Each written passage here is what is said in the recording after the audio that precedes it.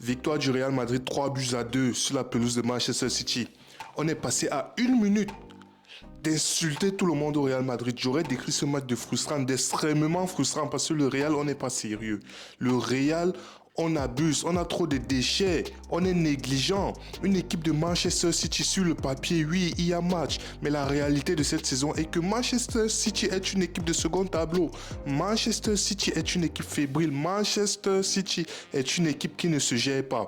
Je ne comprends pas comment, en l'espace de 20 minutes, les 20 premières minutes, moi, dans tous les débriefs ici du Real Madrid, je ne fais que dire, le Real a du mal à entrer dans ces matchs. Le Real a du mal à être concentré dès l'entame des matchs. Mais bizarrement, ce match, c'était tout l'inverse. Le Real était assidu à appliquer. Le Real a eu les occasions. Les 20 premières minutes de ce match étaient dominées totalement par le Real Madrid. Mais alors, on a les déchets. On a énormément de déchets. On ne se gère pas, je ne comprends pas. Que ce soit Vinicius, Mbappé, Rodrigo, on a les occasions. En plus, face à ce Manchester City, si on a l'occasion de mettre 4, 5, mettons 4, 5. Ne jouons pas, on s'amuse trop. J'ai l'impression que ils se disent, en fin de compte, soit on va gagner le match, soit on va marquer, ou je ne comprends pas. Je ne comprends pas. Une équipe sérieuse, on est en Champions League. Normalement, Vinicius, tu as une occasion, première occasion face au but, tu claques ton but. Mbappé, tu claques ton but. Rodrigo, on s'amuse, on fait du n'importe quoi. On fait on joue à la baballe, on fait les 1-2. Mendy se retrouve devant le gardien, il envoie à Vinicius. Vinicius qui renvoie à Mendy. On fait n'importe quoi. On a commencé ce match de la manière la plus magnifique possible. Ce match, cette entame de match, je crois, c'est la meilleure entame de match que j'ai vue du Real Madrid cette saison. Ce sont les meilleures 20 premières minutes du Real Madrid que j'ai vues cette saison. On était efficace. Bon, pas efficace, mais on s'est créé énormément d'occasions. On était dominateur, c'est ça le mot. On était dominateur, la domination. On a imposé notre rythme dès l'entame du match. Mais alors, il faut concrétiser, il faut marquer des buts. Je ne comprends pas. Cette équipe, je me dis, je comprends pourquoi lorsqu'on affronte une équipe de notre calibre, une équipe qui est tout autant sérieuse que nous, on a du mal. On n'a pas encore réussi à s'imposer cette saison face à une équipe de notre niveau. Quand on a trop bien fait, on a fait le nul. Mais en général, soit c'est la défaite, soit c'est le nul. Pourquoi ? Parce qu'on n'arrive pas à être sérieux, parce qu'on n'arrive pas à maintenir la même intensité du début jusqu'à la fin, parce qu'on a énormément de trous d'air, que ce soit offensivement ou défensivement, parce qu'on a des phases où on ne se gère pas. 20 premières minutes. Depuis le début de ce débrief, j'ai fait l'éloge du Real, j'ai fait l'éloge des 20 premières minutes du Real, de la domination. Mais qu'est-ce qui s'est passé après ? La première mi-temps n'a pas duré 20 minutes. On domine 20 minutes, on fait du n'importe quoi, on a 2-3 occasions, on vendage, on fait du n'importe quoi, on ne se gère pas, contre-attaque. Très bien joué d'ailleurs de la part des Citizens, directement à la but, contre le cours du match. Généralement, ça c'est ce que le Real est habitué à faire. Le Real est habitué à souffrir et sur une action, ils mettent le but. Le Real aujourd'hui, c'était entre guillemets Manchester City. Ils ont souffert sur une action, il les a suffi d'une action, ils ont mis le but. Ils ont claqué le but et dès l'instant où ils ont mis le but, c'est fini. Le Real n'a plus rien proposé de la mi-temps. Le Real a dû attendre les 5 dernières minutes de la mi-temps pour essayer de provoquer quelque chose. Pourquoi ? Parce que le Real ne fait pas de pressing. Le pressing du Real Madrid est inexistant. Le Real est attentiste. Comme je l'ai dit au début, si ce match avait fini 2-2, j'allais insulter tout le monde. J'allais littéralement insulter tout le monde. Mais heureusement, on a marqué à la fin du match. C'est fini 3-2, ce qui fait que le discours change. Mais en temps normal, je ne suis pas content. On va dire, ouais, en fin de match, vous avez gagné. Oui, le Real a fait ceci. Mais ce n'est pas normal. Ce match, on aurait dû le plier depuis. On aurait dû creuser l'écart. Ce match, ce City est malade. Et ça se voit. Ça se voit. On comprend. Lorsque tu vois ce match de Champions League, lorsque tu vois cette équipe de Manchester City, tu comprends pourquoi même des équipes bien plus faibles qu'elles peuvent faire un résultat face à City. Pourquoi ? Parce que les joueurs City cette saison est fébrile à tous les secteurs du jeu. Ils sont fébriles défensivement, ils sont fébriles au milieu et en attaque. Si vous gérez bien, ils ont de la peine. Ça se voit. Toutes les équipes ont compris comment jouer City, sauf le Real. On va dire oui, à la fin vous avez gagné, mais je ne suis pas d'accord, je ne suis pas content. Pourquoi? Parce qu'il a fallu que la concentration se lâche à un niveau, à un moment donné, pour qu'on puisse marquer, on puisse gagner et tout. Mais je ne suis pas d'accord, je ne suis vraiment pas d'accord, je ne suis pas content du match des Madrilènes.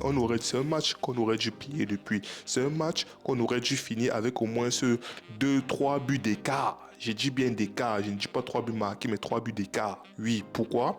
Parce que ce Manchester City, il suffit que vous faites le pressing. Le Real est une équipe qui sait faire le pressing. C'est bien beau de rester attentif, c'est bien beau de les regarder jouer, de les regarder faire la passe à 2, une, on fait la passe à 10 et tout. C'est bien beau tout ça. Mais si c'est une équipe qui se gère un peu mieux offensivement, à la fin de la passe à 10, ils nous plantent un but.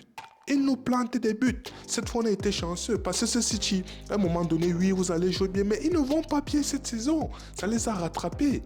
Donc, en termes du match magnifique du Real Madrid, 5 dernières minutes de la première mi-temps magnifique du Real Madrid, les 20 minutes entre la première minute et les 5 dernières minutes de la mi-temps, dégueulasse. Totalement dégueulasse. On était spectateurs, on les voyait, on les regardait jouer, on les regardait faire des passes, le pressing, Vinicius marche, Mbappé marche, chacun, on défend en reculant, aucune agressivité, passivité totale. Ça m'a frustré. Ça m'a frustré quand tu sais que cette équipe, tu lèves un peu l'intensité, ils vont craquer. C'est ça le truc, tu lèves un peu l'intensité, tu fais un pressing un peu plus agressif, ils vont craquer, ils vont faire des erreurs. Non, on ne faisait pas ça. Je ne sais pas si on jouait comme si, je sais pas, on se préservait déjà pour le prochain match mercredi à la première mi-temps. Ça n'a aucun sens. Je ne suis vraiment pas d'accord. Ce qui fait que au sorti de ce match, de cette première mi-temps, pardon, on est mené. Comme face à l'Atlético, on se retrouve mené. On entame la deuxième mi-temps, on est mené. Heureusement, le Real a des joueurs, a des talents offensifs. C'est bien beau. Aujourd'hui, ça nous sauve. Aujourd'hui, quand on a une équipe qui ne se gère pas, qui ne connaît pas bien gérer ses cours, qui ne connaît pas profiter de ses occasions, ça nous sauve. Mais lorsqu'on tombe contre des équipes pertinentes, contre des équipes qui n'attendent que la moindre occasion pour nous faire du mal, on sauve. La preuve, Barcelone. Barcelone, on laisse le ballon à Barcelone comme on a laissé le ballon aujourd'hui. On se prend 4 buts, on se prend 5 buts à la mi-temps. À la mi-temps. Maintenant, deuxième mi-temps du Real Madrid. Qu'est-ce qui s'est passé? Oui, vous avez Vinicius, Mbappé, tout ça. On est rentré dans le match un peu comme on a fini la mi-temps. On était un peu mieux, c'est vrai. On a provoqué des occasions, on a essayé. Et maintenant, il a fallu un coup franc et une action de Kylian Mbappé. Encore une fois, Kylian Mbappé, pour moi, Kylian Mbappé a fait un bon match. Kylian Mbappé, en tant qu'attaquant neuf, il comprend de mieux en mieux son poste, il s'adapte, il intègre vraiment ce qu'il faut faire. Il a fait un bon match, si ce n'est très bon match, en tant que neuf par rapport à ce qu'on lui demande. Il a fait un match magnifique pour moi. Action, coup franc, tiré dans le mur, qui revient, c'est Balos qui fait la passe, qui est là, la finition Mbappé. Oui, on va dire de la chance. Oui, on va dire il a raté sa reprise. Mais fallait être là, fallait être au bon endroit, fallait être au bon moment, fallait faire le bon appel dans le bon tempo. Fallait concrétiser en fin de course, enfin le résultat c'est quoi? Il a marqué. C'est tout ce qu'on va retenir. Mbappé était là, il a fait la bonne action, il s'est placé, il s'est démarqué au bon moment, limite du hors-jeu, il a récupéré sa balle, il a mis la balle au fond des filets, on s'en fout de comment, il a mis la balle au fond des filets, égalisation, magnifique, Mbappé, super. Rodrigo, en première mi-temps, il était beaucoup plus en vue, un peu comme Vinicius, un peu comme Mbappé. C'est Bellingham par contre qui était moins en vue. Mais la deuxième mi-temps, parce que le jeu penchait beaucoup plus à gauche, donc Rodrigo se faisait voir de moins en moins. Rodrigo, c'était compliqué, mais même jusque-là, les quelques actions que Rodrigo a eues, il est bonifié. Rodrigo, à chaque fois qu'il percutait, il a mené quelque chose. Il a percuté, il a fait des actions, il a envoyé des ballons en retrait. Mbappé qui a tiré, le gardien qui a renvoyé tout. Rodrigo, sur le peu d'actions qu'il a eu, il a été pertinent pour moi. Rodrigo, il n'a pas fait un match excellent de ouf, mais il a fait un bon match dans l'ensemble. Par rapport au ratio, si on regarde le ratio occasion et déchets, Rodrigo a fait un bon match pour moi. De l'autre côté, Vinicius, offensivement magnifique. Bien que, en première mi-temps, sur quelques petites séquences, il faisait des passes un peu bizarres ou bien des trucs, mais il s'est très vite ressaisi dans l'ensemble. Vinicius était limite le meilleur joueur offensif du Real sur ce match, selon moi en tout cas. Pourquoi? Parce que la plupart des actions venaient de Vinicius. À la plupart des actions, à un moment donné, Vinicius a été un élément clé dans l'action, que ce soit le but ou la génération des actions, si je peux dire ça comme ça. Vinicius était un élément quelque part. Il a participé à plus ou moins un grand ou à moyen degré, si je peux dire ça comme ça. Bref, il était quelque part. Très beau match de Vinicius. Il a apporté des trucs. Il a l'ouverture en première mi-temps, l'ouverture sur Mbappé. Il a fait une passe extérieure du pied à Mbappé magnifique. Vinicius a tenté, Vinicius a dribblé, Vinicius a percuté, Vinicius a tiré, Vinicius a essayé. Le but, comme j'ai dit, Mbappé a mis le but, l'égalisation, 1-1. Haaland qui marque un penalty. Haaland qui marque le penalty, doublé sur penalty. Penalty sur une action de Ceballos. Ceballos, je sais pas, j'ai du mal avec Ceballos.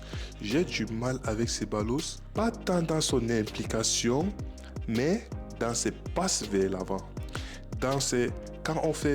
Lorsqu'on subit le pressing, tu vois, on a un milieu de terrain. Lorsque tu as un milieu de terrain Camavinga, Ceballos, j'ai l'impression que lors de ce match, ils ont un peu trop joué la sécurité. Ils ne prenaient pas de risques, ils ne font pas de contrôle orienté pour se sortir du pressing. Première intention, ce n'est pas de jouer vers l'avant, non, c'est la sécurité. Soit j'envoie à côté, soit j'envoie derrière. Ce qui faisait que il y a de longues séquences où on jouait là-bas, on s'envoyait les passes dans notre camp. Pourquoi? Parce que personne ne prend ses responsabilités. Personne n'essaye de dépasser ses fonctions, personne n'essaie de casser les lignes. Non, c'est la sécurité. Et ça m'a frustré. Ça m'a frustré. C'est chiant quand tu vois la qualité des attaquants qui sont devant. Il suffit de franchir ce premier rideau. Il suffit de faire l'action qui va permettre de faire monter le bloc rapidement. Ce truc-là, ce petit coup de génie-là, en une seconde, c'est là où Pedri est magnifique. C'est là où Pedri est excellent. Il maîtrise. Il prend un contrôle orienté entre deux joueurs. Il sort et c'est bon, il lance directement l'attaque. On sort du pressing. C'est ça qui nous manque définitivement dans ce milieu du Real Madrid. Même avec la présence de Modric, il n'apporte pas ça. Il n'apporte pas ce truc-là.